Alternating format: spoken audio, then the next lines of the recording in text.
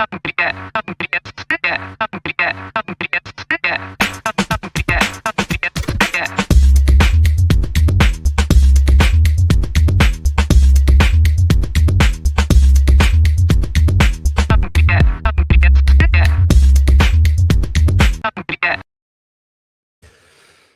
morning, Steph.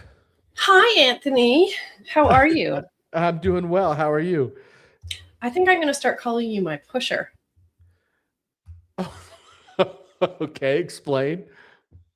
You've created a new addiction for me. Yeah, I did. For everybody listening, I introduced Stephanie to Cursor, and not to necessarily develop stuff, but to write content. And she does not answer her texts anymore because she's just completely buried in Cursor using it. And I've said goodbye to everyone. yes. It's pretty amazing. And yes, we could do a whole other episode or a whole other series on automating yourself. Basically, in the AI. But yeah. Have you been to Paris? I have not been to Paris. Have you ever been bitten by a tick? I have not. I don't know. Probably, but not that I know of. Last year. It was gross. Do you know what ticks and the Eiffel Tower have in common? I'm trying to get the pun here. Where's the pun? You're not really supposed to solve these. All right. They are puzzles to me. Go ahead. I don't know. No, I don't have any idea. They're all both parasites. Nicely done. I have a really lame one today. Okay, let's hear it. And it's not a question. It's not what I expect anyway. Okay. You can tune a piano, but can you tune a fish? Seriously, that's what you came up with? That's it. That's all I got this morning. I know. It's lame. I need to update my dad joke list. All right. Well, I've got another question for you. Okay. What decision have you been avoiding because you care too much with your one feeling? I have Jay Gold. Yeah, you have you have two. Jay Gold's kept his warehouse manager for 3 years past the obvious. The day after he finally let him go, his remaining team told him they'd been waiting for years. Today on How to Founder, we're going to be talking about the hard decisions founders have to avoid because they care too much. I'm your host. With me today is Anthony Franco, my wonderful co-host. We miss Chris today. He is in Vegas, and not for the reasons that you usually go to Vegas, but I'm sure he's having fun. We miss him though. CES is a good show to go to because you get to see all the new gadgets. Yeah, nerd it out, right? Yeah, but he and I are on the same page where we don't love Vegas. Like Vegas, going to Vegas isn't a thing, and maybe it's an age thing, but I've always been an old soul. I've never liked going to Vegas. I've never enjoyed it either, to be honest. Like I've had some fun there for sure, but it's just not my thing. Yeah. But today it's just going to be the two of us. We're going to dive deep into some of the hard calls we've had to make that we've avoided or watched others avoid, and finally learn to make on our own. So let's talk about it. Why do founders struggle more with decisions about people they like than people they're indifferent to, and what does it cost them? So give me a story. Tell me your experience with this kind of thing, because I know that even with the one feeling that you have, I know that even you have probably been through the same thing. Yeah, So this is not a struggle that I have, and that makes me sound really cold and callous. I look at it from a different perspective. But I do know founders, and I can talk about why and what my and I'd love to hear your thoughts on it too. But I have run into founders that just will not let people go that are damaging their business. And they recognize what's going on. They recognize that this person's a problem, and yet they just can't get themselves to let this person go. And one story I have and this wasn't my client or somebody that I had a relationship with, but it was a COO that I know that was working for this uh, uh, working for her boss, and there was these two very toxic individuals in the company, and the CEO kept saying, you need to let these people go. They're doing damage. They're in management theater. In other words, they're acting like managers, but not actually being leaders. They're people that work for them don't like to work for them. They're not doing any real work.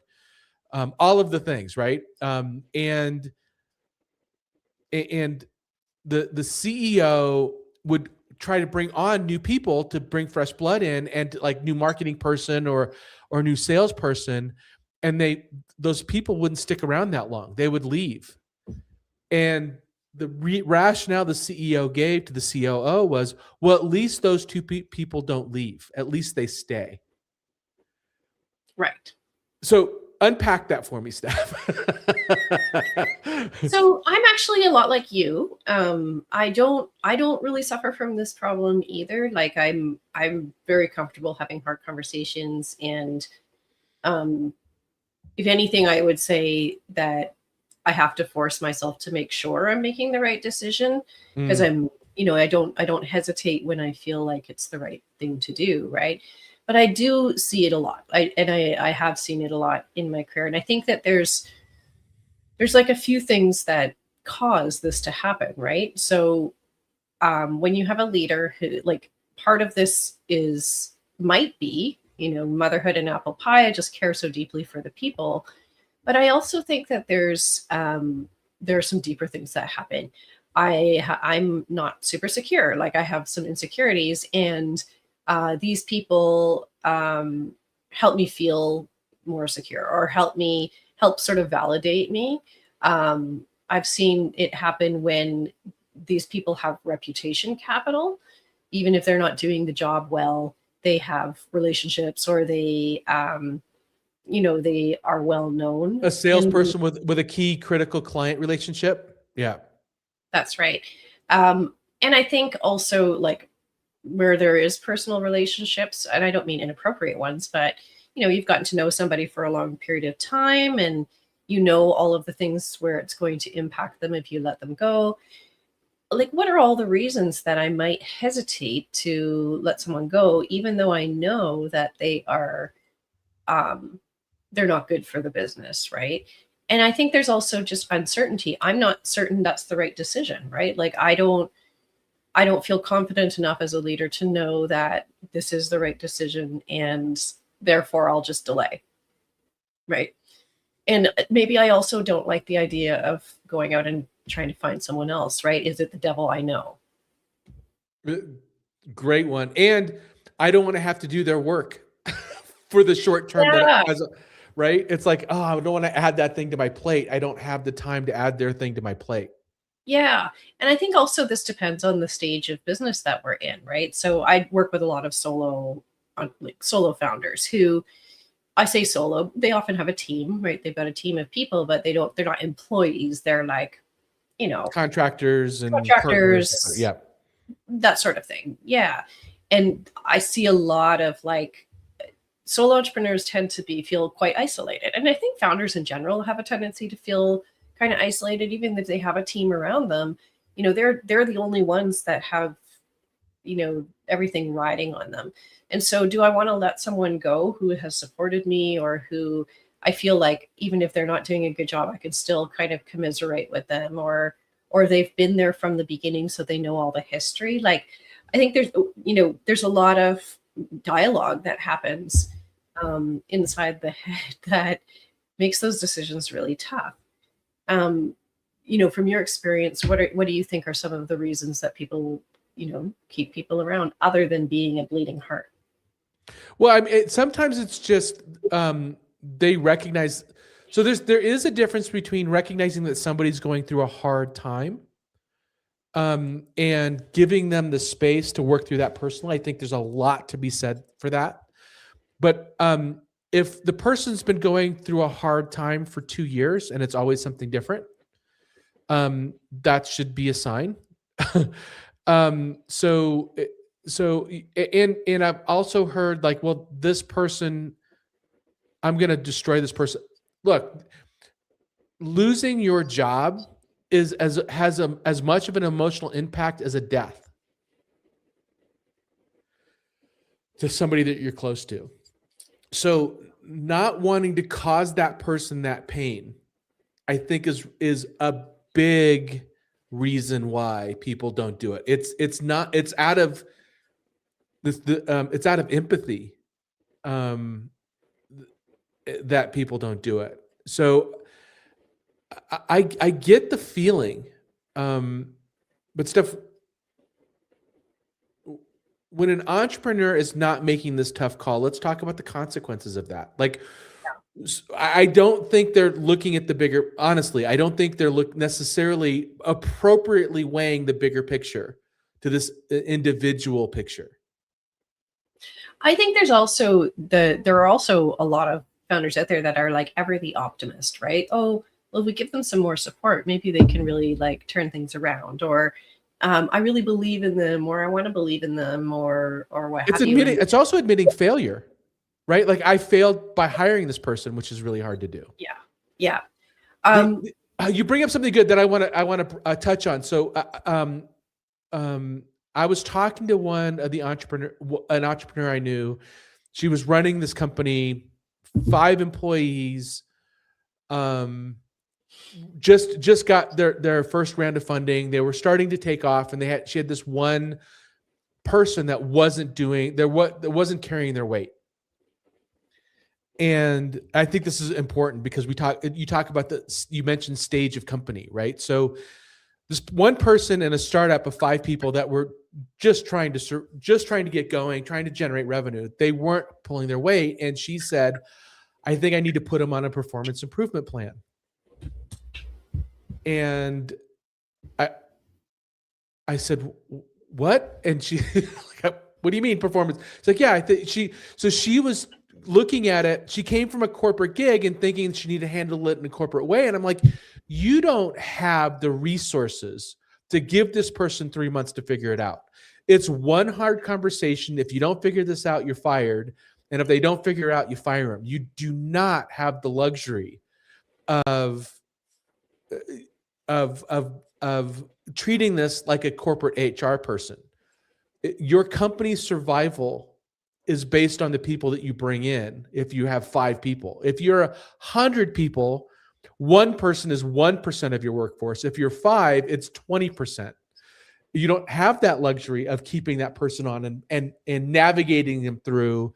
You also don't carry the risk of them suing you because you don't have anything to sue yet. So take advantage of that and let somebody go that is obviously not working out. So here's the other thing that I see is that we've talked about this before, that just because you were good at your craft and you became a founder it does not make you a good leader. It does not make you a good manager. It does not necessarily mean that you know all the things about business. And that's not a criticism. It's just real, right? So the other thing that I've seen is that people hire for the wrong reasons. They think that they should be hiring based on someone's, this is like the death knell, right? Oh, we need somebody who knows our industry or knows our business. No, you don't, right? And so they mix up the person's personal experience with the role that the business actually needs. And then they end up trying to shoehorn people into a role that doesn't match for them. And they keep saying, but they know the business, but they were an ex-client. And so now they know the business really well. And that's so important to us. I'm like, they still need to be able to do the job, right? Do the job. And I think that's the conversation I probably have more often than anything else, is helping them understand what the business actually needs, as opposed to, this person came out of the pharmaceutical industry, or they know our business because they were a client before. That happens a lot, right? I hire somebody because they had some experience with our business, and then they're just not the right. Like you can't just stuff people into roles because they have some familiarity with you or your industry. You got to I think actually. you bring up something really interesting, and that is not knowing leadership. And I actually, an analogy popped up in my head that I use all the time. So leadership and parenting are a lot alike. And so this is the advice I give my wife all the time because she thinks she's failing as a parent. It's a constant That's feeling. what we do. That's what women do. Well, I feel the same way. And and it's the same thing with leadership. If you think you're a great parent, you're probably not a great parent. Like it's a constant feeling like you're not doing enough. And that's the same thing if you're a leader. If you think you're doing a great job and you're not stressed out about missing something, you're probably, or you don't like go, oh, I could have done that better all of the time, then you probably need to take a deep look in the mirror and get some coaching, because you probably are missing a lot of things and you're going to continue to miss them because you think you're doing a great job. It's not something you achieve. It's something that you continually work on all the time. But I also think, like, I also get it. I get why people want to keep people around who make them feel good, right? Yeah. Like, not even if I it's get that too. pumping them up, but it's like someone I can relate to. Like, being a founder is lonely and it's, you know, it's stressful. And so if you got someone on your team who makes you feel good, even if they're not really performing or they're really aligned with you personally, that's a hard thing for people to let go. Yeah. And I go ahead. I was just going to say, I was just going to transition into, so what does it cost you? Yeah. Right. To keep somebody around who's not performing or who isn't the right fit for the business? Well, there's two things that come to mind. So you as the founder, as the leader, your responsibility is to the business and all of the employees and your customers, not to an individual. So if you're debating whether or not you need to keep this person around and you're struggling with them for certain reasons, the likelihood that everybody else is struggling with them and having to carry the weight that these people are leaving, or the turmoil that the turmoil in their wake, you are doing your other people a disadvantage by keeping this person around. You're doing your business a disadvantage. Not only are you doing, not only have to do your employees have to work with this person, they also have to deal with a company that is potentially stagnating and not growing in the area, and therefore costing them opportunity. You're also showing tacitly what acceptable behavior is, which I think is the biggest. If you let poor performers and people that should be fired stick around, then all you're going to have is poor performers sticking around. Eventually, the high performers don't want to work with those people and they'll leave. And you're kind of stuck with this downward spiral into death, because all you can keep are the people that don't do the work. Because top performers want to be productive. They want to see growth. They want to win. They want to work with other winners. And then obviously all the customers and all the damage you can do to customers and customer relationships and et cetera, et cetera. Plus, if you're avoiding the repercussion. So I've made this mistake once where I've made that cultural mistake. Like, this person has cultural, is liked culturally, or has some, they're holding some things together that I don't have visibility in. And I'm worried about that. The moment I let that person go, that I'm feeling is toxic, people come up to me and go, thank goodness that you should have done that 6 months ago or 3 months ago. So there is this relief, this organizational relief that happens when you let somebody like that go. I actually think more often than not, the founder isn't sure, or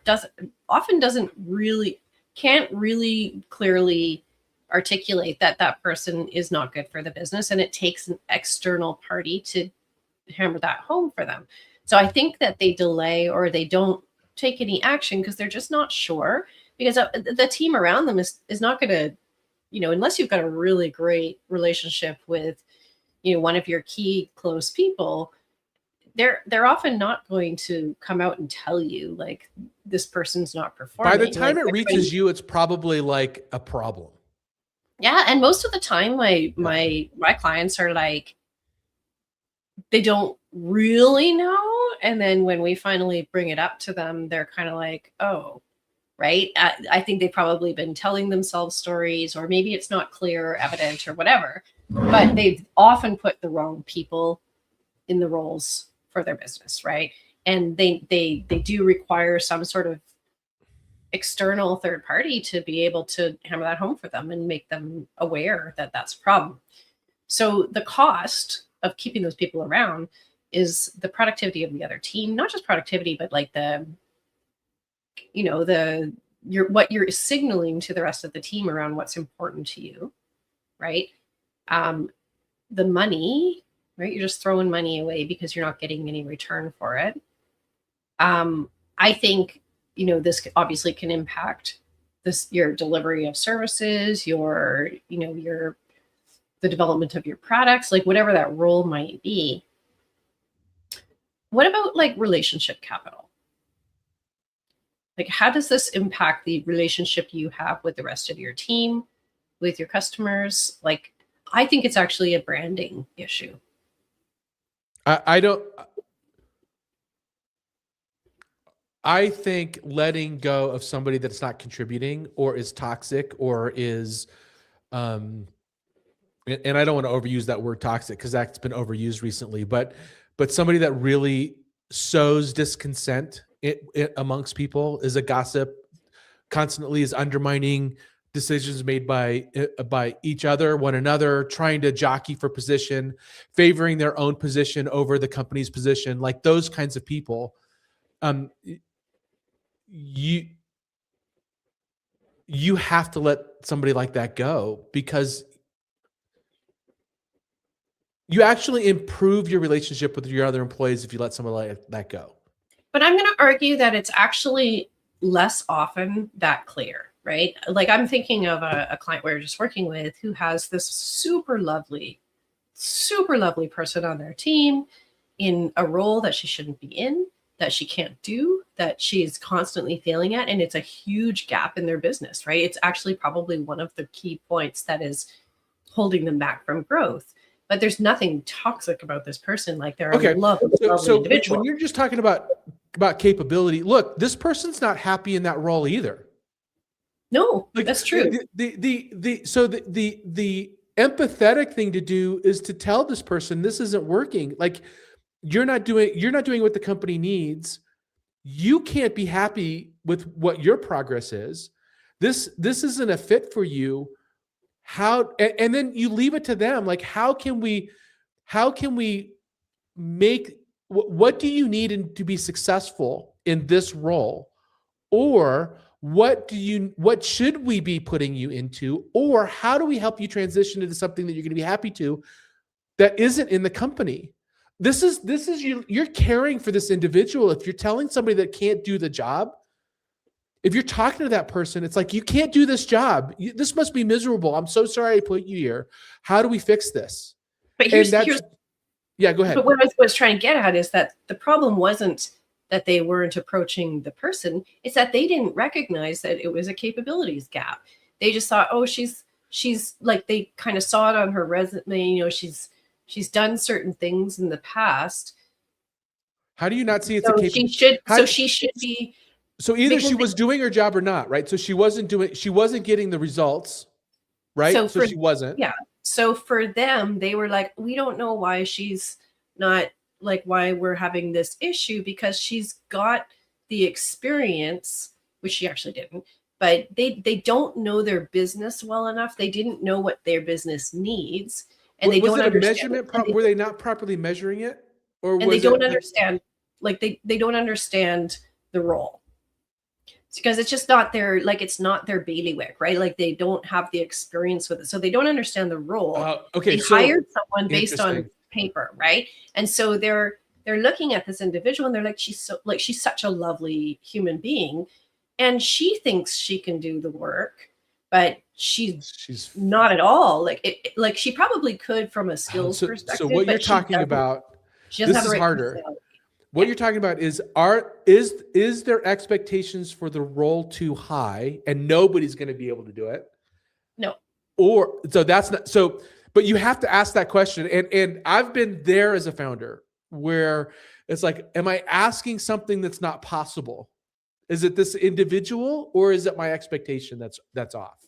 It's that they didn't understand the role. They don't know what that role is. They don't know what it needs to be. And they hired somebody based on what was on paper and the fact that they had some experience with their business and they were really nice. They're a really nice person, right? Got it. And they're very supportive.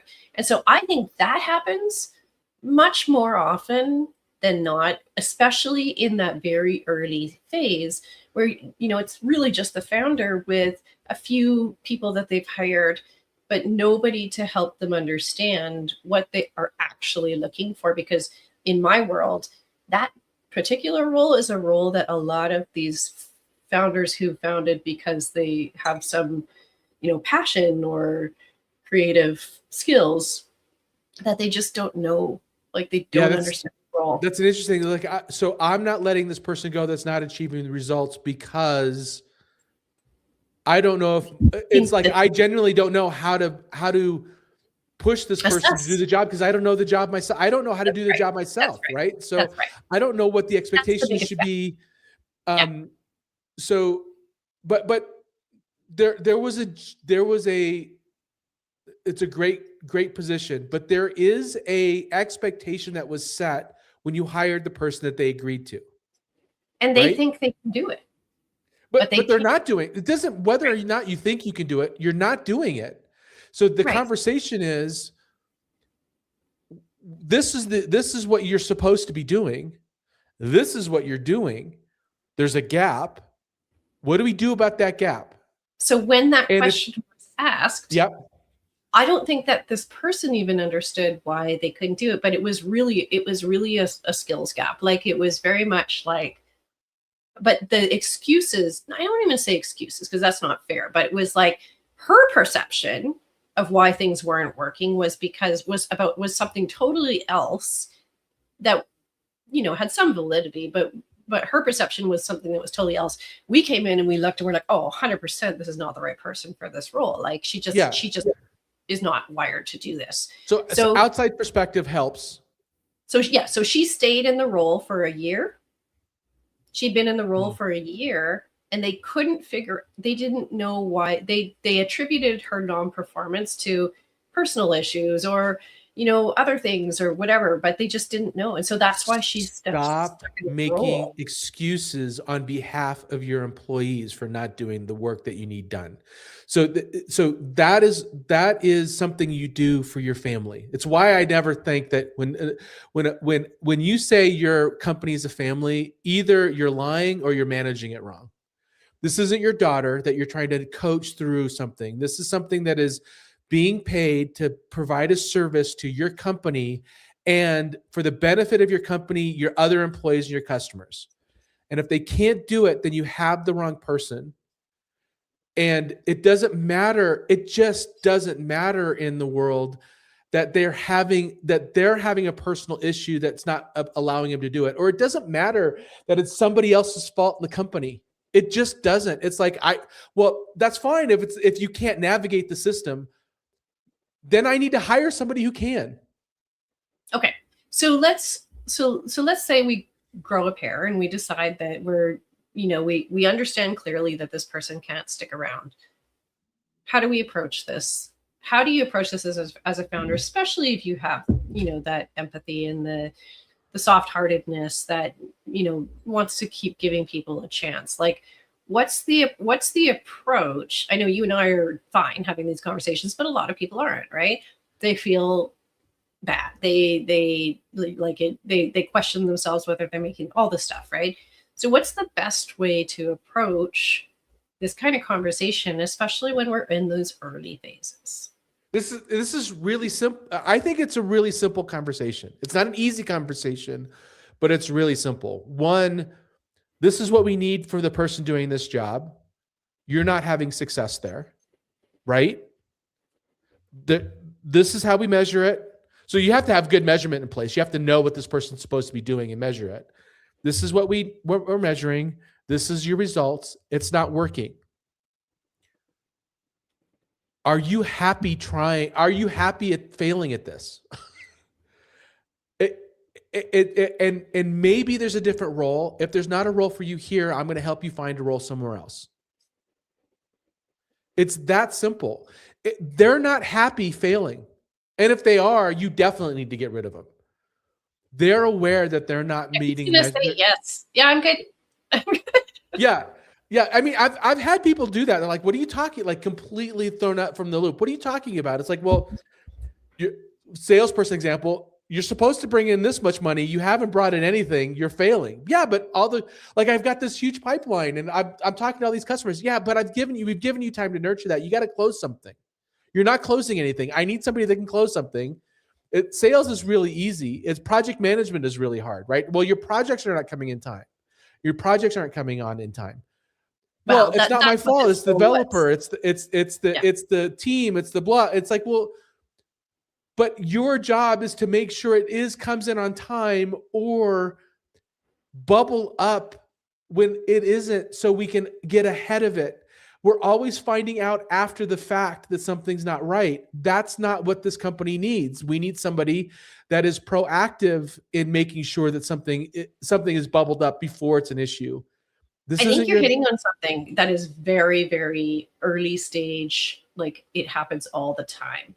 Is that I've seen this in so many of the startups I worked in and the little businesses I worked in. You have this constant finding out later because the culture and the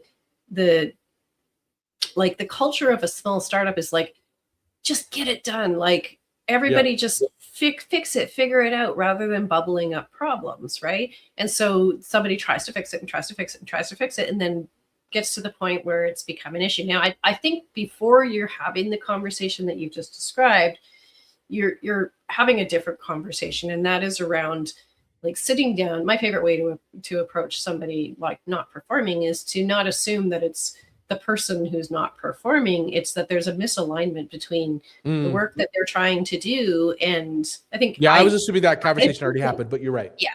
I try to think that everybody's give them a benefit of the doubt until I'm certain that that's not true.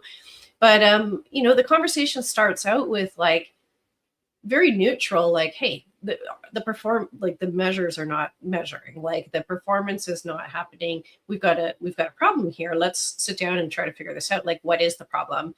We're focusing on the problem first as opposed to the individual. And then if we go through that and sometimes the people will come up with like a really like something I wasn't aware of that I had no idea. They're like, this is why I can't be successful. And we're like, oh, okay, well, let's fix that. However, if that persists and we just can't get there, then we're having a conversation about you and, this role and whether this is good for you to keep going in this role.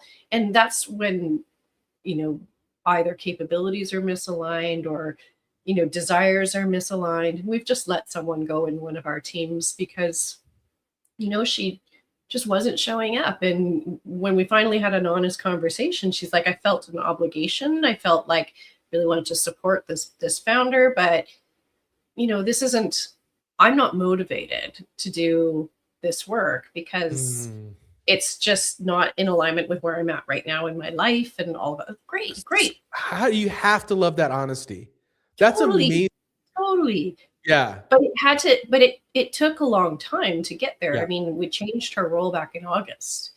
And it was that long of non-performance before we finally got that out of her, like the admission that's amazing. That's amazing that you got her there. I before we get to the speed round, I want to ask. I want to kind of switch this because we've been talking about making hard decisions on employees, but there's other hard decisions that customers that entrepreneurs don't make, that founders don't make, and the other one that I would love to just pull on really quick. The other like pervasive one is not knowing when to fire clients. I was just going to say, when do you fire a client? We just did. Yeah. We just did that. So how do you, why do you hang on? Why would a founder hang on to an unprofitable client? Do you know what? Like, we just went through this. We actually tried to have this client not hire us in the first place. Like, we actually tried really hard. And then we, and to be honest, they're lovely people. Like, none of that. But we did end up working with them for a while, and it was painful. Like, it was, again, nice people, but it was painful. And what I finally, we kept sticking around because we had this bleeding heart thing going on where we were like, but we can help them, but we can help them, we can help them, but we can't help them because what they wanted ultimately, like, we had even put together another proposal for them because they had asked and they were like, we want to keep working with you. And we had put together another proposal for them. And then, call after call after call talking about the proposal. And then finally, in our last call, I said, we're not going to take this on. Like, we just can't, because I finally realized what they wanted was not what we wanted to provide. We wanted to fix their business. They wanted to find a quick cash injection. Like, and they kept asking us for this thing that they had bought in the past from someone else. So like a packaged up little, 6 figures in 6 weeks kind of thing. And I'm like, that's just not what we do, right? Like, that's not. And so there was just a total, and I said, we're not going to take this on. Like, we're just not going to do it. And it wasn't contentious. It wasn't bad or anything, but it was finally like a glaring light that we can't be successful. And I don't want to take something on if we can't be successful. I've only fired one customer. I've only fired one client, and I actually regret firing him because I've matured. Matured is probably overstating it. I've changed my mind on how to handle clients. So I never say no to a client, especially if you're in services. I never say no. I just present terms that are probably disadvantaged to them. Yeah. It's never no. It's just about terms. We did right? That like it's not. Hey, client, we're not profitable, so we're going to let you go. It's, hey, in order to continue to working together, we need to change your pricing. It's not working. Yeah. Or if a client's being a jerk and very difficult to work with, it's perfectly fine to go to your employees and say, I'm going to go to the client and I'm not going to fire him, but I'm going to put a pain in the ass tax on him. And I'm going to split that with you. Is that okay? And so somebody that's working with a difficult client, they might go, well, I'd work with them for another $1,000. If I got another $1,000 in my paycheck, I could see my way through it. And then you go to the client and say, you're a pain in the ass. I need to put a pain in the ass. If I'm either going to lose you or my employee. And I love Bob, so I'm not going to let Bob go. So if you want, I need to raise my prices $2,000 a month, or you're out. And let them make the decision.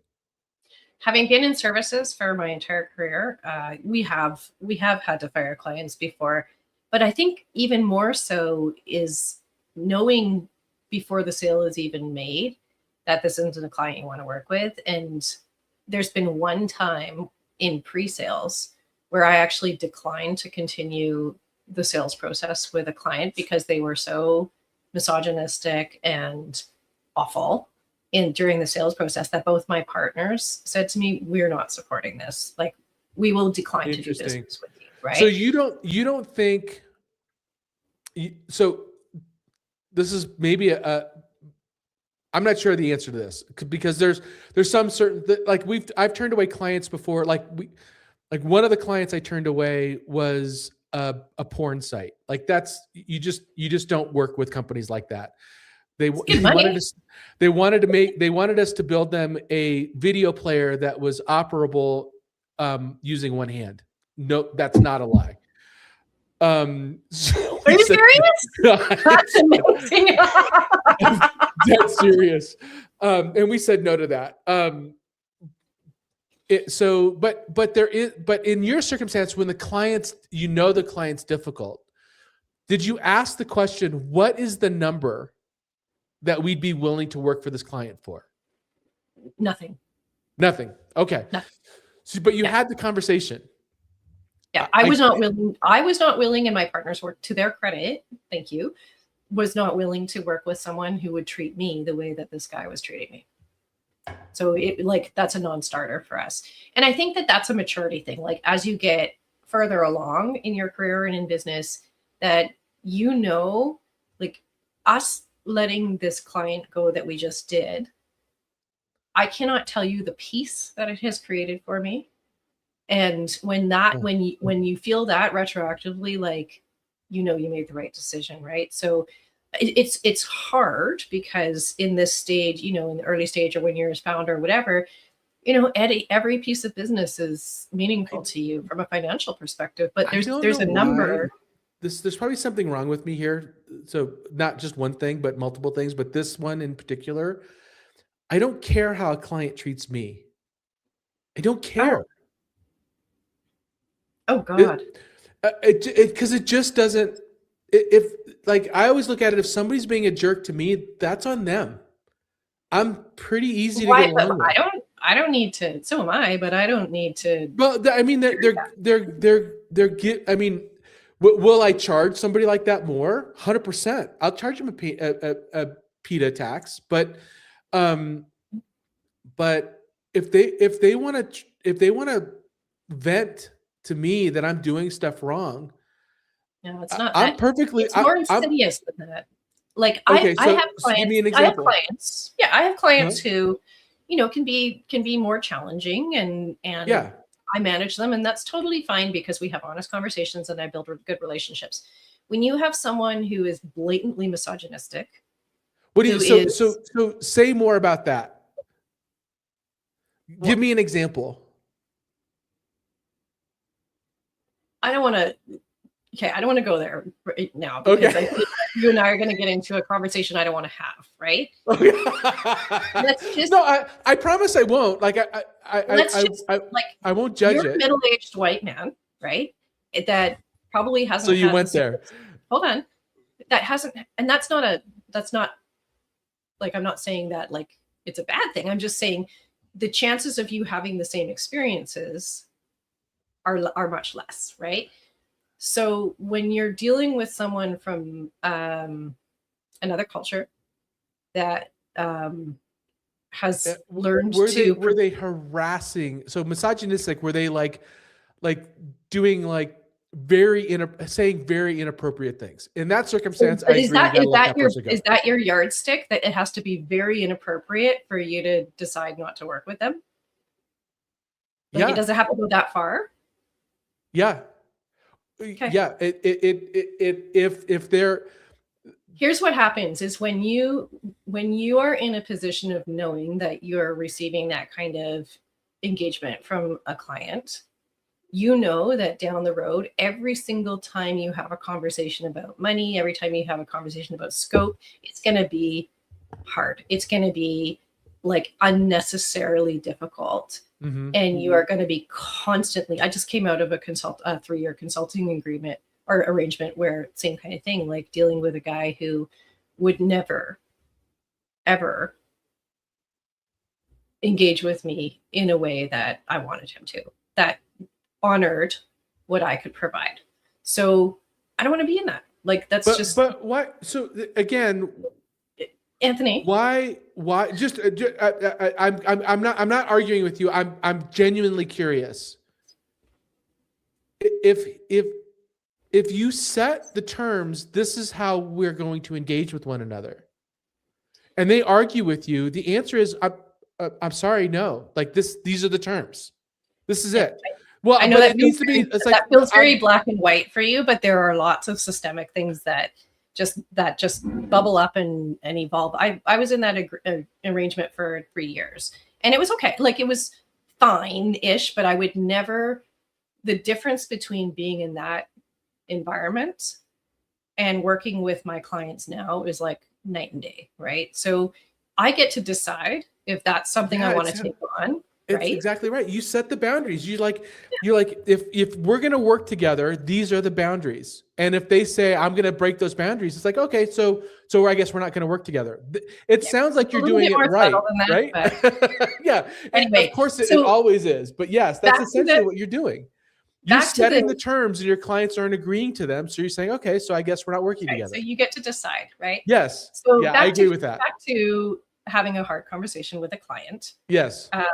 You know, I do advocate for people making decisions for themselves, even pre-sales, that if they feel like this is going to be a very difficult client for them and it's going to affect them, don't do it, right? But if you've gotten into it and they become very difficult, then you get to have hard conversations. And you have to, I think the big thing is you have to get into the mindset that this is not the only client that's out there, right? And you have to be willing Yes. to be in a position where you can let them go. Yes. And it doesn't necessarily have to be the conversation that you're having where you're letting them go, but you have to be ready for that to happen. I totally agree with that. Like, you have to be willing to stand firm on the terms that you're willing to work with them on. Yeah. The boundaries are appropriate. Yeah. I'm not saying don't have boundaries. I'm just saying you don't tell I would never tell a client I'm firing him. I'm saying these are the terms by which we're willing to work with you. Yeah.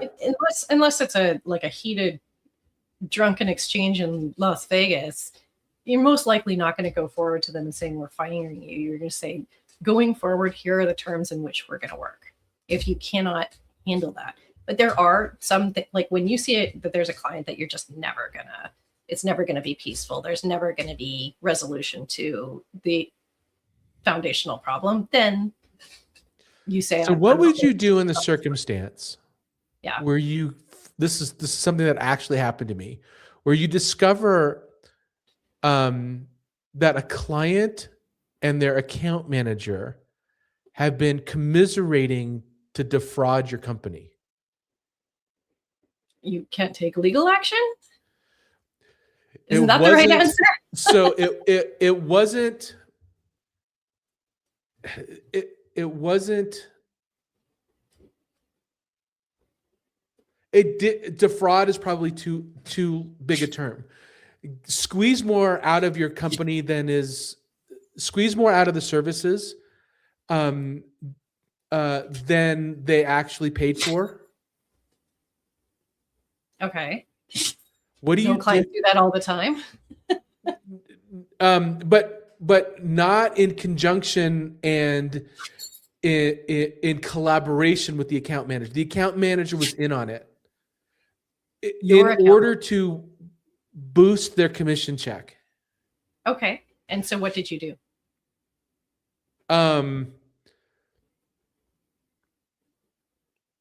Fired the account manager, escalated to the company that this was happening. Okay. And did that give you resolution? Felt good. And did you continue doing work with that client? Yeah, actually, yes. So they didn't fire the person that was doing this. They were doing something unethical in order to boost both of their own paychecks in the companies that they were working for, right? Okay. So we escalated. They didn't fire that person, but they changed that. They didn't allow that person to work on this account on with us as a vendor anymore. So okay. it did. But that was a hard conversation because we were equally at fault for doing it because we allowed it to happen, right? And but they also allowed it to happen. Right. So anyway, yeah, that was one of the harder things that I had to deal with. There's one hard conversation we haven't talked about. We're not going to have time to talk about it, but we actually did a whole episode on it before, and that is around parting ways with a business partner. And that's probably something we want to talk about. Like I said, we did another episode where we touched on it, but it might be another conversation we have for a whole episode is around partnership, because I think that's one of the other hardest conversations I've seen that can actually result in the destruction of the company. Business. Yeah. 100%. Founder issues, partner issues are the number one cause of startups not making it. Yep. 100%. Yep. Okay.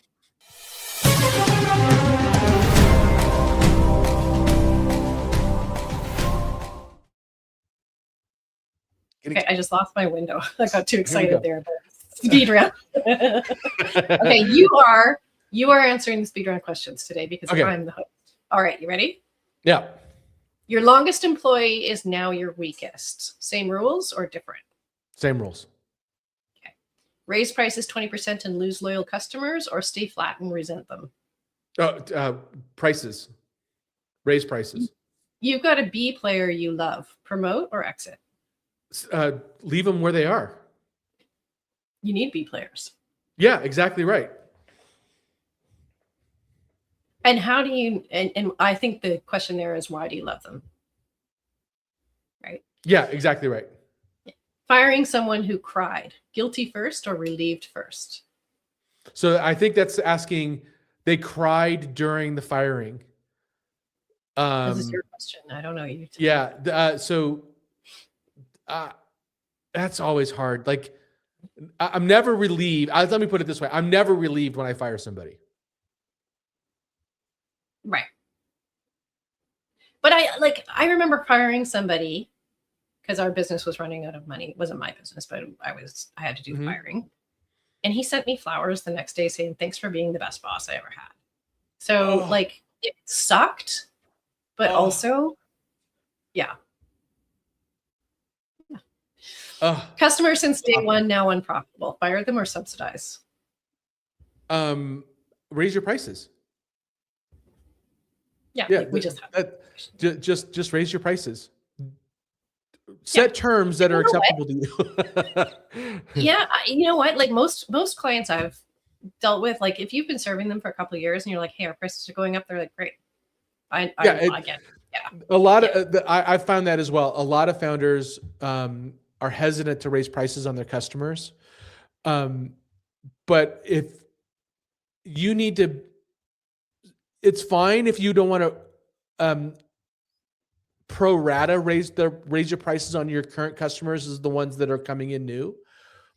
But you do need to look at what their alternatives are and make sure you're in the range, maybe a little bit more cost effective than your competitors are for your loyal customers because they're loyal, and you don't have customer acquisition costs. But you still should be perfectly fine raising your prices as the market demands. Yeah, totally. Yeah. Okay, deep dive resources: Necessary Endings by Henry Cloud, Good Authority by Jonathan Raymond, both good. Good discussion today. I hope this gave you, as our listener, the push that you need to make the call that you've been avoiding, or the perspective to be constantly looking at your people and your customers in the vein of what's good for the business. So why don't you close us out and take us home? Hey, thanks everybody so much for listening. Please be sure to visit us at howtofounder.com, where you can connect with us on LinkedIn and subscribe to our YouTube, Apple Podcasts, and Spotify channels. Please give us that thumbs up and subscribe, and leave us a review if you enjoyed Stephanie. If you don't like me, don't punish Stephanie for that. You're not alone. You're not alone. You're not alone. You guys are the pioneers of economic prosperity, and we're just truly grateful to be there along the way with you. Thanks, everybody. Thanks, Steph. Bye.